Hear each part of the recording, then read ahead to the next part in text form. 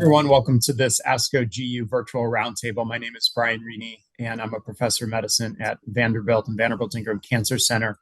And I appreciate being joined today by several experts in the field, and I'm going to have them introduce themselves, and we will start with Dr. Plimack. Hi, I'm Betsy Plimack. I'm a GU medical oncologist at Fox Chase Cancer Center in Philadelphia. And Dr. McDermott. David McDermott. I'm a medical oncologist here in Boston at Beth Israel Deaconess Medical Center. Thank you. And Dr. Voss. Yeah, hi, Martin Voss. I'm a geomedical oncologist also, and I practice at Memorial Sloan Kettering Cancer Center in New York.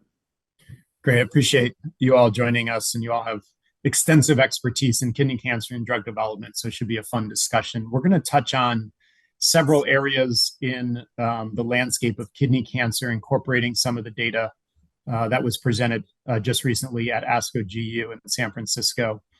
And we'll start with frontline clear cell kidney cancer. We'll talk then about non-clear cell. We'll cover some of the other major updates, including the adjuvant setting, and then probably end with, sort of what you're most excited about, as we head into the future and to the main ASCO meeting. All right, David, since Ipi-Nivo was brought up, you're our Ipi-Nivo representative on this panel, and always. So, what do you think? Obviously, you've advocated Ipi-Nivo as an approach for most patients, including favorable risk. So anything about the updated data that was presented or any of the ASCO GU data that you found interesting or impacted your practice? Well, just to be clear, what I would like to be known as an advocate for immune therapy as early in the process as possible in the right patients, not as the Ipi-Nivo rep, if possible. I often get asked to defend that, but which is fine. But so, because I think building up pure IO therapies are one way towards durable benefit, as Betsy said. It's also a way towards remission, meaning there are some patients, they're a minority of the patients who not only get a deep response and then can come off treatment.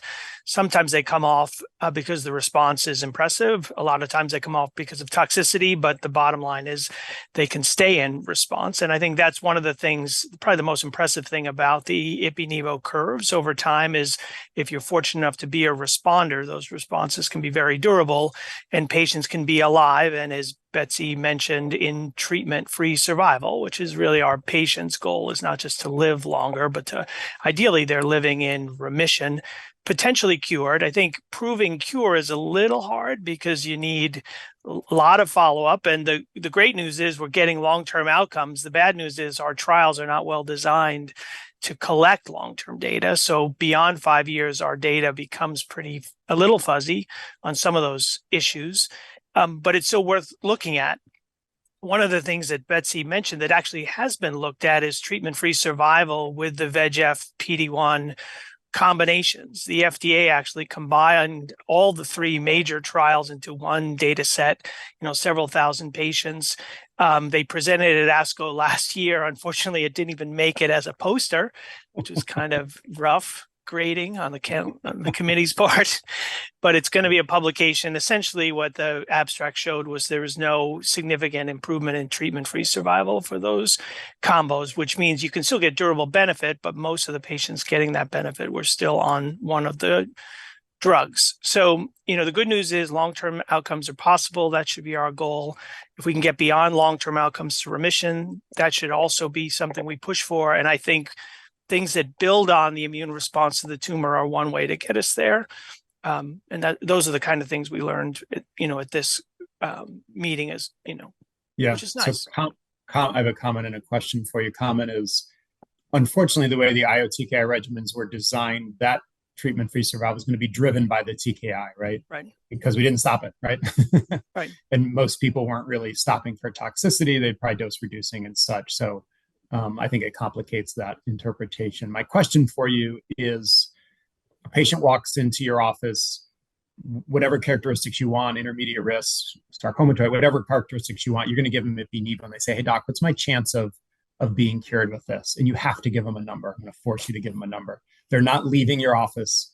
Give me an idea. Is it 2%, 10%, 25? Is it 50? Give me an idea of what are my chances of being alive, controlled disease, in 5 to 10 years from now? I personally don't use the C word much in clinic. I know that's what patients want to hear. And the reason I don't is experience. I mean, I've been doing this for 25 years, which is a ridiculously long time to be doing this. And I have had patients who got, for example, got IL-2 18 years ago and then came out of remission. So, Okay. if you told that person they were cured, they get, it's a little bit. Okay. Let's like a put buffoon. aside that word. Remission is the word. And I think the fine, right remission. word is somewhere what are my between. chances of being in remission? I think it's about 15 or 20% durable, somewhere in there. Maybe a little, some would say maybe a little north of 20. It's somewhere around that range. It's obviously the minority of patients, but it's a real number. And you get that from, I think the latest PFS curve for Ipi-Nivo, I think the number to the farthest right was about 25%, right? On the landmark PFS at, I don't know if that was 8 years. I'm trying to remember the curve. Yeah, that's right? for intermediate and poor. It's 17 for favorable. We should generally, one of the things that I think we learned from this meeting again is we should just really we should ditch the whole subset thing and just look at intent to treat. But I think that's about what you get. Okay. Betsy's got a finger up for there. A second, but that's what you're saying is that alive and progression free is about 20% if you sort of look at the ITT. Correct.